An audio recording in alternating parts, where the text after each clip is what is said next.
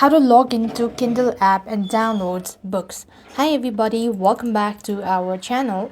In this guide, I'm going to show you the procedure to log into your Kindle app. So for that, head over to your app store and install Kindle or Amazon Kindle. And once you're on this page, simply tap on the install button, and after completely installing, select the open button. Now you have to log in, so you could log in using your Amazon account also, or else you could also use a different account. So if you're logged in, you just have to type in your credential, email and a password, or you could go with the Amazon as well and simply tap on continue.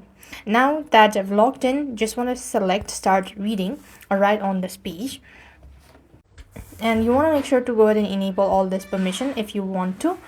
Now next, what you have to do is, in order to download books, you just want to make sure to tap onto the page or the books cover page, right? This is the one. You could go ahead and select the download at the very bottom of the page. You could go to download sample, or you could simply go ahead and most user cannot buy book directly with the Kindle app on Android due to app store restrictions as well. So instead, you can use a web browser to visit the Kindle store, purchase the title, and it will be delivered automatically to your app's library as well.